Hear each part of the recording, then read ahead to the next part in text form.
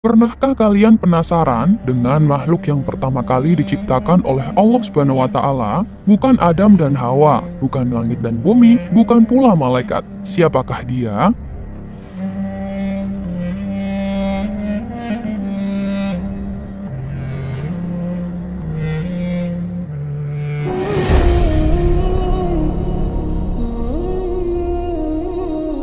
Banyak yang penasaran, apa sih makhluk pertama yang Allah ciptakan? Nah, dalam video ini, kita akan kupas tuntas tentang air dan arsy, dua makhluk yang disebut-sebut sebagai ciptaan pertama Allah. Yuk, simak sampai habis.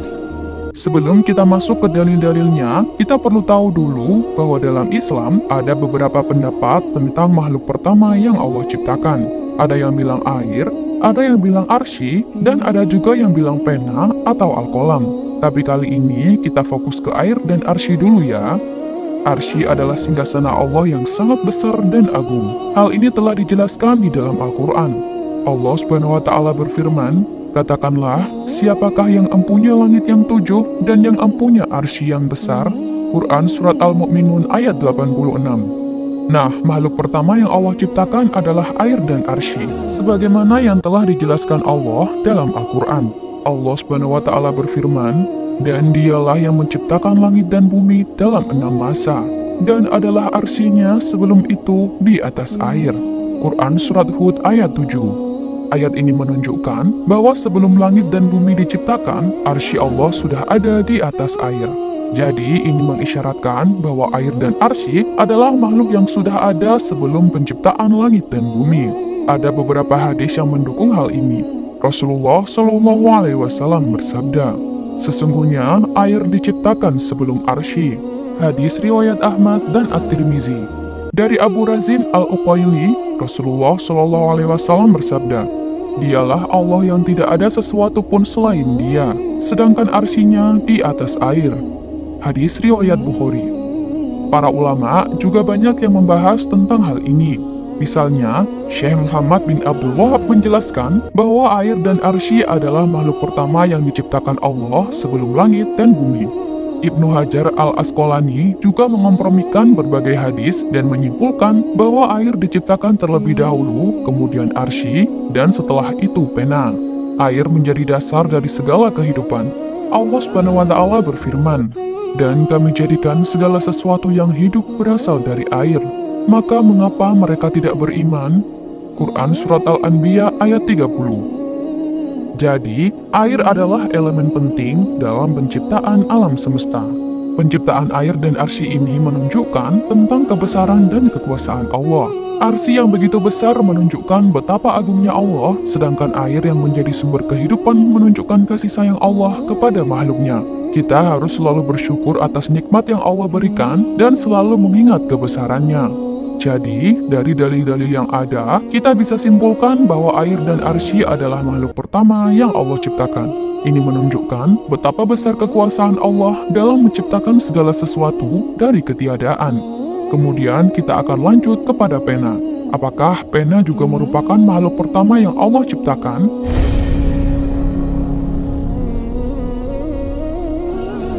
Mungkin banyak dari kita yang belum tahu, tapi ternyata makhluk pertama yang Allah ciptakan adalah pena atau al-qalam.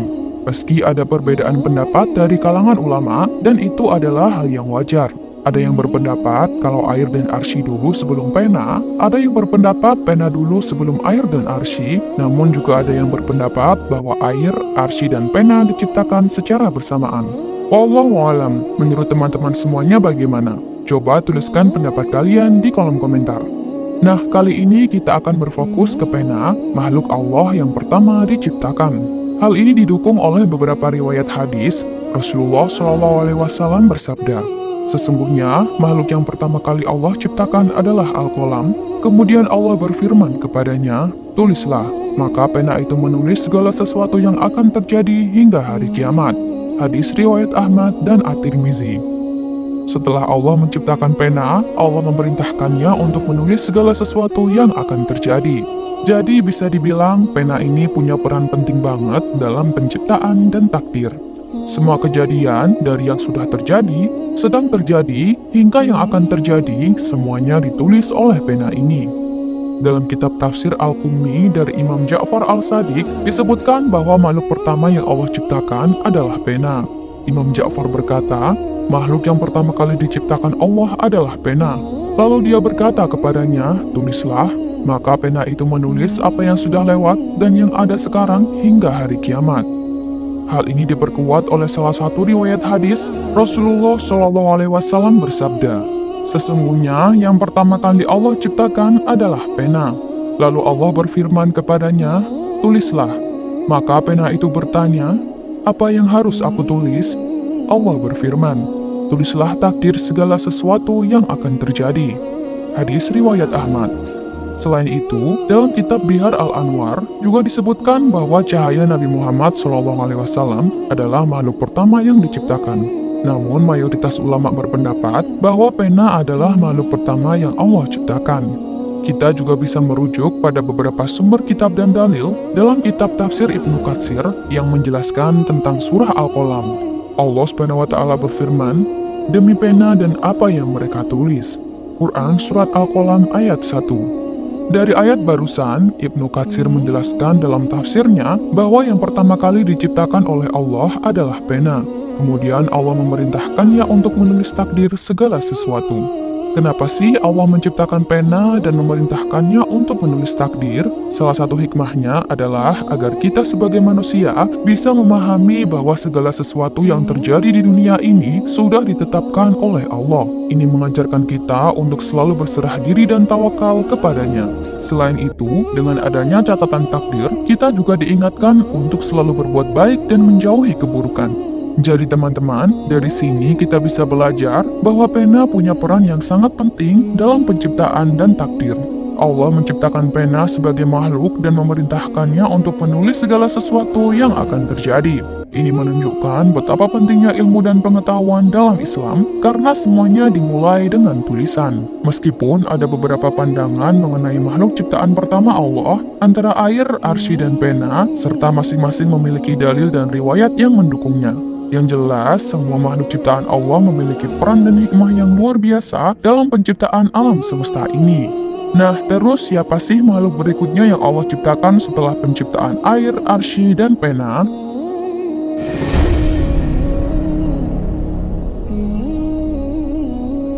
Setelah penciptaan arsy dan pena, Allah menciptakan kursi. Kursi ini adalah makhluk yang sangat besar dan menjadi tempat bagi arsy. Hal ini telah dijelaskan dalam Al-Quran. Allah SWT berfirman, kursinya meliputi langit dan bumi. Quran Surat Al-Baqarah ayat 255. Mungkin banyak dari kita yang sering mendengar tentang kursi Allah dalam ayat-ayat Al-Quran. Tapi, apa sih sebenarnya kursi itu? Pertama-tama, kita harus tahu dulu apa itu kursi Allah. Kita pasti sering mendengar dalam Al-Quran, tepatnya di surat Al-Baqarah ayat 255, yang sering kita kenal sebagai ayat kursi. Kursi Allah ini bukan seperti kursi yang kita duduki sehari-hari. Menurut para ulama, kursi ini adalah simbol kekuasaan dan ilmu Allah yang meliputi seluruh alam semesta. Ada beberapa pendapat tentang apa itu kursi Allah. Sebagian ulama berpendapat bahwa kursi ini adalah sebagai tempat kedua kaki Allah. Ini berdasarkan hadis yang diriwayatkan oleh Ibnu Abbas radhiyallahu anhuma. Ada juga yang mengatakan bahwa kursi adalah ilmu Allah yang meliputi segala sesuatu. Pendapat lain menyebutkan bahwa kursi adalah simbol kekuasaan Allah yang mencakup langit dan bumi. Untuk memperkuat pemahaman kita, mari kita lihat beberapa dalil dan sumber kitab yang menjelaskan tentang kursi Allah. Rasulullah SAW bersabda, kursi adalah tempat kedua kaki Allah, dan arsy tidak ada yang bisa mengukur besarnya kecuali Allah. Hadis riwayat Hakim dalam Mustadrak. Dalam kitab tafsirnya, Ibnu Katsir menjelaskan bahwa kursi adalah tempat kedua kaki Allah, dan arsy adalah singgasananya yang lebih besar dari kursi. Menurut Syekh Ibnu Utsaimin, dalam Syarah Al-Aqidah Al-Wasithiyah, menyebutkan bahwa kursi adalah tempat kedua kaki Allah, dan ini adalah pendapat yang disepakati oleh mayoritas ulama. Berdasarkan penjelasan dari berbagai sumber, kursi Allah dianggap sebagai salah satu ciptaannya atau makhluk. Ini karena segala sesuatu selain Allah adalah ciptaannya. Namun, penting untuk diingat bahwa kursi Allah bukanlah seperti kursi yang kita kenal sehari-hari. Kursi ini adalah simbol kekuasaan dan ilmu Allah yang meliputi langit dan bumi. Kursi ini menunjukkan kebesaran dan kekuasaan Allah yang meliputi seluruh alam semesta. Menurut beberapa ulama, kursi ini adalah tempat di mana arsy berada dan menunjukkan betapa luasnya kekuasaan Allah.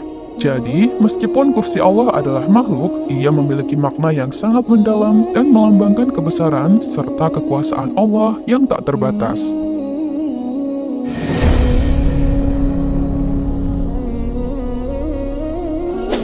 Makhluk berikutnya yang Allah ciptakan sebelum kita adalah Lauhul Mahfuz.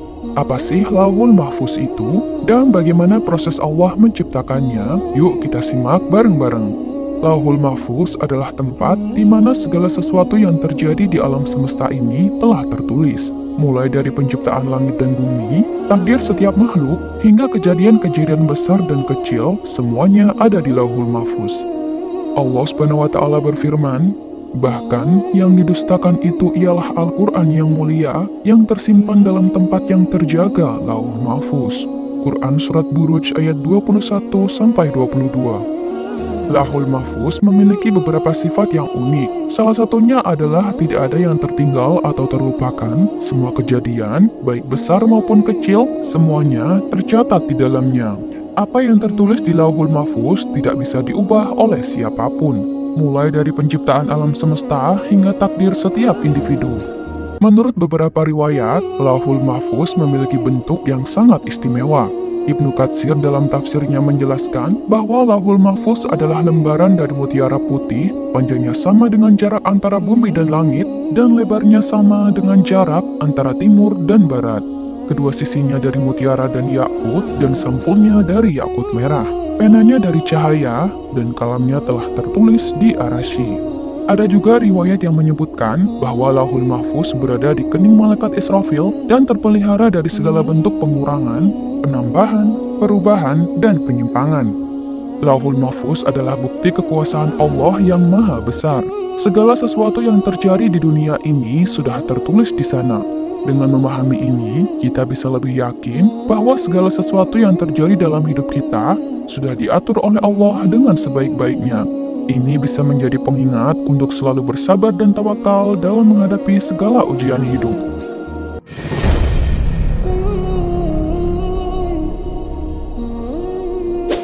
Makhluk yang Allah ciptakan berikutnya adalah malaikat. Malaikat adalah makhluk yang diciptakan oleh Allah dari cahaya. Mereka tidak makan, tidak minum, dan tidak memiliki nafsu seperti manusia. Malaikat selalu taat kepada Allah dan tidak pernah membangkang. Mereka diciptakan untuk menjalankan tugas-tugas tertentu yang diberikan oleh Allah. Dalam sebuah hadis yang diriwayatkan oleh Aisyah radhiyallahu an, Nabi Muhammad SAW bersabda, "Malaikat diciptakan dari cahaya, jin diciptakan dari nyala api, dan Adam diciptakan dari apa yang telah dijelaskan kepada kalian." Hadis riwayat Muslim. Berdasarkan beberapa riwayat dan penafsiran ulama, ada pendapat yang menyatakan bahwa malaikat diciptakan sebelum langit dan bumi.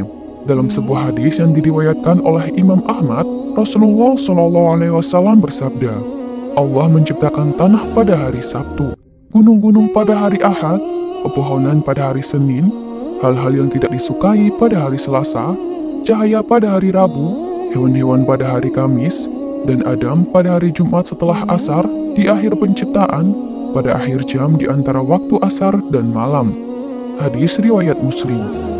Dari sini, kita bisa menyimpulkan bahwa malaikat diciptakan sebelum penciptaan langit dan bumi karena mereka diciptakan dari cahaya. Dan cahaya sendiri diciptakan pada hari Rabu menurut hadis yang disebutkan sebelumnya. Malaikat memiliki keistimewaan yang tidak dimiliki oleh makhluk lain. Mereka selalu beribadah kepada Allah tanpa henti dan tidak pernah berbuat berdosa. Malaikat memiliki sayap yang jumlahnya bervariasi. Ada yang memiliki 2, 3, bahkan 4 sayap. Malaikat Jibril alaihissalam misalnya memiliki 600 sayap yang membentang dari timur ke barat. Malaikat juga bisa berubah bentuk menjadi manusia. Allah SWT berfirman, "Lalu kami mengutus roh kami Jibril kepadanya, maka dia menampakkan diri di hadapannya dalam bentuk manusia yang sempurna." Quran Surat Maryam ayat 17.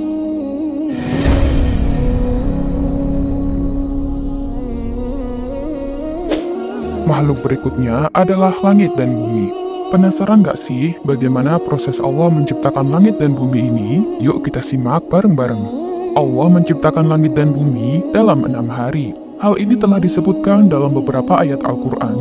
Allah SWT berfirman, "Sesungguhnya Tuhan kamu ialah Allah yang telah menciptakan langit dan bumi dalam 6 masa. Lalu dia bersemayam di atas arsy." Quran Surat Al-A'raf ayat 54. Pada hari pertama, Allah menciptakan terang dan gelap. Allah SWT berfirman, "Jadilah terang," maka terang itu jadi. Allah memisahkan terang dari gelap dan menamai terang itu siang dan gelap itu malam.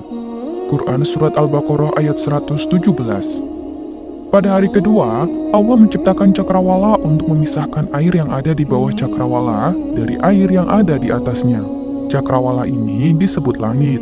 Allah SWT berfirman, "Dialah Allah yang menciptakan segala apa yang ada di bumi untukmu, kemudian dia menuju ke langit. Lalu dia menyempurnakannya menjadi 7 langit, dan dia maha mengetahui segala sesuatu." Quran Surat Al-Baqarah ayat 29. Pada hari ketiga, Allah mengumpulkan air di bawah langit ke satu tempat sehingga tampaklah daratan. Allah menamai daratan itu bumi dan kumpulan air itu laut. Allah juga menumbuhkan berbagai macam tumbuhan di bumi. Allah SWT berfirman, "Dialah yang menurunkan air dari langit, lalu dengannya kami menumbuhkan segala macam tumbuhan. Maka darinya kami mengeluarkan tanaman yang menghijau. Darinya kami mengeluarkan butir yang bertumpuk banyak." Quran Surat Al-An'am ayat 99. Pada hari keempat, Allah menciptakan benda-benda penerang di langit untuk memisahkan siang dari malam dan untuk menjadi tanda bagi waktu-waktu tertentu, hari-hari, dan tahun-tahun. Allah menciptakan matahari, bulan, dan bintang-bintang. Allah SWT berfirman, "Dialah yang menjadikan matahari bersinar dan bulan bercahaya. Dialah pula yang menetapkan tempat-tempat orbitnya agar kamu mengetahui bilangan tahun dan perhitungan waktu. Allah tidak menciptakan demikian itu kecuali dengan benar. Dia menjelaskan tanda-tanda kebesarannya kepada kaum yang mengetahui." Quran Surat Yunus ayat 5. Pada hari kelima, Allah menciptakan makhluk hidup di dalam air dan burung-burung yang terbang di atas bumi. Allah SWT berfirman, "Dan Allah menciptakan semua jenis hewan dari air, maka sebagian ada yang berjalan di atas perutnya, dan sebagian berjalan dengan 2 kaki, sedang sebagian yang lain berjalan dengan 4 kaki. Allah menciptakan apa yang Dia kehendaki. Sungguh, Allah Maha Kuasa atas segala sesuatu." Quran Surat An-Nur ayat 45. Pada hari ke-6, Allah menciptakan binatang-binatang darat dan manusia. Manusia diciptakan dari tanah liat dan Allah meniupkan ruh ke dalamnya. Allah SWT berfirman, "Aku akan menciptakan manusia dari tanah kering yang telah berubah sifatnya. Jika aku telah membentuknya dan menyempurnakan ciptaannya, kemudian meniupkan ruh kepadanya sehingga menjadi hidup, maka sujudlah kalian kepadanya." Quran Surat Al-Hijr ayat 28-29. Setiap ciptaan Allah menunjukkan kebesaran dan kekuasaannya. Allah SWT berfirman, "Sesungguhnya penciptaan langit dan bumi lebih besar daripada penciptaan manusia, tetapi kebanyakan manusia tidak mengetahui." Quran Surat Al-Ghafir ayat 57.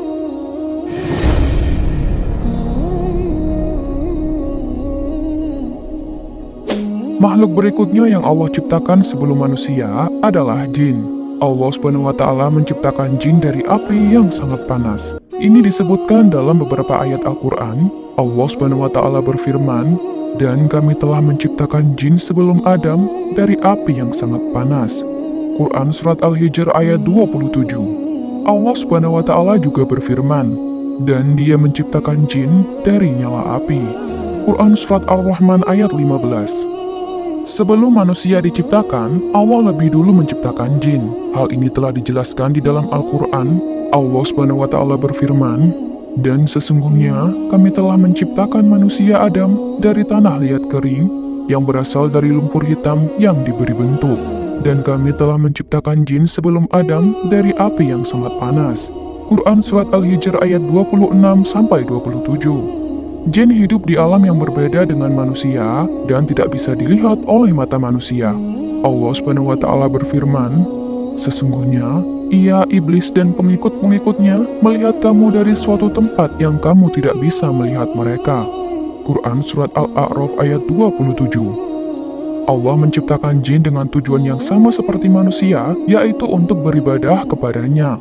Hal ini dijelaskan dalam Al-Quran. Allah Subhanahu wa Ta'ala berfirman, "Dan aku tidak menciptakan jin dan manusia, melainkan supaya mereka menyembahku." Quran Surat Az-Zariyat ayat 56. Wallahu a'lam bishawab. Demikianlah yang bisa saya sampaikan tentang makhluk-makhluk yang Allah ciptakan sebelum penciptaan manusia. Mungkin teman-teman memiliki pandangan tersendiri, boleh ditulis di kolom komentar. Sebelum kita akhiri video ini, mari kita renungkan sejenak tentang kebesaran Allah Subhanahu wa Ta'ala sebagai Maha Pencipta. Allah menciptakan seluruh alam semesta ini dengan begitu luar biasa. Mulai dari arsy, pena, malaikat, langit dan bumi. Semua diciptakan dengan amat baik dan sempurna, menunjukkan betapa besarnya Allah Subhanahu wa Ta'ala. Allah Subhanahu wa Ta'ala berfirman, "Allah lah yang menciptakan langit dan bumi dan apa yang ada di antara keduanya dalam 6 hari. Kemudian dia bersemayam di atas arsy.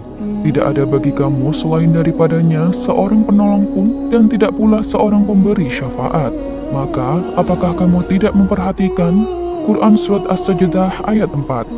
Allah Subhanahu wa Ta'ala juga berfirman, "Apakah penciptaan kamu yang lebih hebat, ataukah langit yang telah dibangunnya? Dia telah meninggikan bangunannya, lalu menyempurnakannya. Dia menjadikan malamnya gelap gulita, dan menjadikan siangnya terang benderang. Setelah itu, bumi dia hamparkan untuk dihuni. Darinya bumi dia mengeluarkan air, dan menyediakan tempat penggembalaan. Gunung-gunung dia pancangkan dengan kuku. Semua itu disediakan untuk kesenanganmu dan hewan ternakmu." Quran Surat An-Naziyat ayat 27-33. Dari sini kita bisa mengambil hikmah bahwa segala sesuatu di alam semesta ini diciptakan dengan tujuan dan ketentuan yang sempurna. Allah Maha mengatur segala sesuatu dengan kebijaksanaannya yang tak terbatas. Kita sebagai manusia hendaknya selalu bersyukur dan merenungi kebesarannya, serta menjalankan peran kita sebagai khalifah di bumi dengan sebaik-baiknya. Sekian dulu dari saya, terima kasih banyak buat kalian yang sudah menonton sampai akhir. Selebihnya mohon maaf, yang benar datangnya dari Allah, dan mohon maaf bila ada kurang atau keliru itu datangnya dari saya pribadi selaku manusia biasa.